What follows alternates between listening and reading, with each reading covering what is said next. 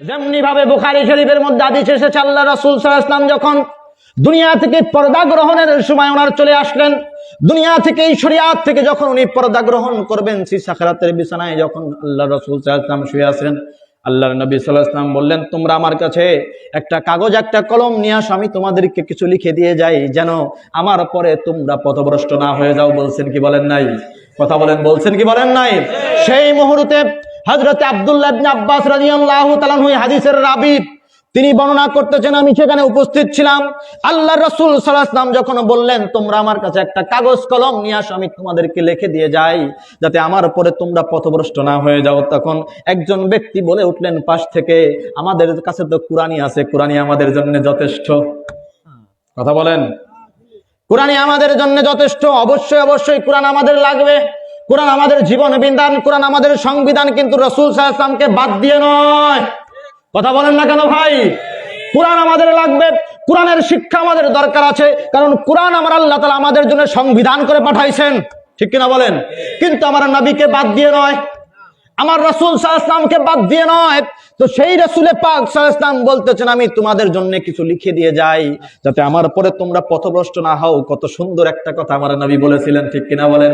কিন্তু আমার নবীকে লিখতে দেওয়া হলো না। এই যে লিখতে দেওয়া হলো না, এই কথাটা আমি বলি নাই, এই কথাটা আব্দুল্লাহ ইবনে আব্বাস রাদিয়াল্লাহু তাআলা আনহু তিনি আফসোস করে করে বলতেছেন, আহারে আহারে, সেই দিন আমার নবীরে লিখতে দিল না ওরা। হাদিসে পাকের মধ্যে, হাদিসে নববী বুখারী শরীফের হাদিস, হযরত আব্দুল্লাহ ইবনে আব্বাস রাদিয়াল্লাহু তাআলা আনহু বলতেছেন, সেদিন তাকে লিখতে দেওয়া হলো না। আমার নবী লিখতে চাইতেছেন আর বললেন, আমার নবী লিখতে চাইলেন আর বললেন যে তিনি মৃত্যুর সময় তার হয়ে গেছে। মৃত্যুর সময় মানুষ কত উলটপালট কথা বলে। এখন আমার রাসূল সাল্লাল্লাহু আলাইহি ওয়াসাল্লামের মৃত্যুর সময় হয়ে গেছে, পরে নাউযুবিল্লাহি মিন যালিক। আমার নবী সাল্লাল্লাহু আলাইহি ওয়াসাল্লাম দুনিয়াতে থাকা অবস্থায় যেমন, উনি ওনার ওফাতের সময়ে যেমন, আজও পর্যন্ত মদিনা মুনাওয়ারায় একই ভাবেই আছেন, ঠিক কিনা বলেন? বরং এখন আমার নবীর মর্যাদারও বৃদ্ধি পেয়েছে। বলবেন কিভাবে বললেন এটা? বলে আমি বলি না, কুরআন বলতেছে, ওয়ারাফা'না লাকা যিকরাক। আমার আল্লাহ তাআলা বলতেছেন, ইয়া রাসূলুল্লাহ, হাবিবাল্লাহ, আমি আপনার মর্যাদাকে বুলন্দ করতেছি, বুলন্দ করতেছি, উঁচু করতেছি, বাড়াইতেছি। প্রেজেন্ট কন্টিনিউয়াস টেন্স, চলমান প্রক্রিয়া, কখনো শেষ হবে? কথা বলেন, শেষ হবে?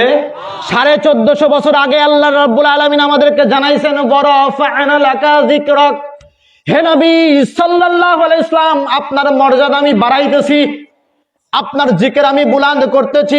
তো এই 1450 বছরে আমার আল্লাহ তাআলা আমার নবীর মর্যাদা বৃদ্ধি করে নাই? কথা বলেন, করে নাই? কারণ এটা তো প্রেজেন্ট কন্টিনিউয়াস টেন্স, মুজারের সিগা, মুজারের সিগা প্রেজেন্ট কন্টিনিউয়াস টেন্স হিসাবে চলমান প্রক্রিয়াতে প্রতিনিয়ত আমার আল্লাহ তাআলা আমার নবীর মর্যাদা বাড়াইতেছেন, বাড়াইতেছেন, বাড়াইতেছেন। তার মানে 1450 বছর আগে যা ছিল তার থেকে 1000 গুণ মর্যাদা আমার আল্লাহ এখন আমার নবীর বাড়াই দিয়েছেন। আপনি যদি মনে করেন যে এই নবী সাল্লাল্লাহু আলাইহি ওয়াসাল্লাম দুনিয়াতে থাকা অবস্থায় যেভাবে আমাদের সাথে কথা বলতেন, এই দুনিয়াতে থাকা অবস্থায় মানুষের সাথে যেভাবে বাক্যালাপ করেছেন, এখন আমার নবী সেইভাবে পারেন না, আমি বলবো ভাই, আপনার ইমানের মধ্যে কমজোরি সৃষ্টি হয়ে গেছে, আপনার ইমানের মধ্যে দুর্বলতা সৃষ্টি হয়ে গেছে। যারা হাজী সাহেব মক্কায় হজ করে, যারা মদিনাতে গিয়েছেন আমার নবীর মোহাব্বত নিয়ে, ভালোবাসা নিয়ে, ওই মোহাব্বতের রাসূল যারা নিয়ে ওই মদিনা শরীফে গিয়েছেন, আমার নবীর প্রেমিক, আমার নবীর আশিক যারা মদিনাতে গিয়েছেন, ওই সকল হাজী সাহেব, সব হাজী সাহেবদের কথা আমি বলি না, কিছু কিছু হাজী সাহেব এখন রয়েছে মক্কাতে হজ করতে যায়, কিন্তু পুরা কপাল মদিনায় তারা যায় না, আছে না নাই বলেন? এমন হাজী সাহেব তৈরি হয়েছে, আরে এত টাকা খরচ করে তুমি মক্কাতে গেলা, তোমার একটাবার নবীর রওজায় যাওয়ার কথা মনে পড়লো না?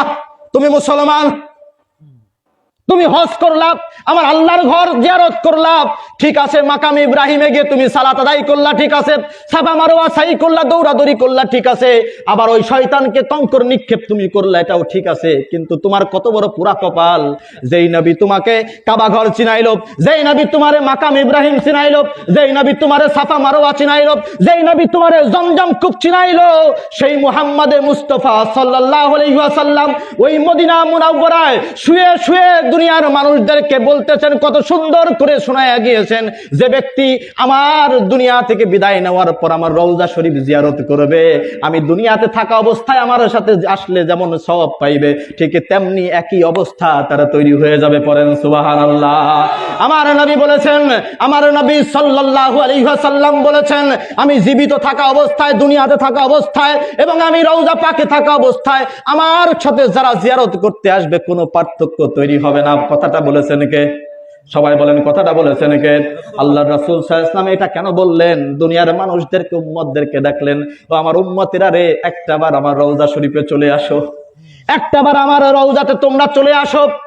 আশেকদের কাছে আমি শুনেছি, প্রেমিকদের কাছে আমি শুনেছি, আশেকে মুস্তাফা যারা, আশেকে হুসাইন যারা, আশেকে আলী যারা, আশেকে ফাতেমা যারা, আশেকে আহলে বাইত যারা, তারা যখন হজ করতে গিয়েছেন, আমি ওই সকল হাজী সাহেবদের থেকে খোঁজ নিয়েছি।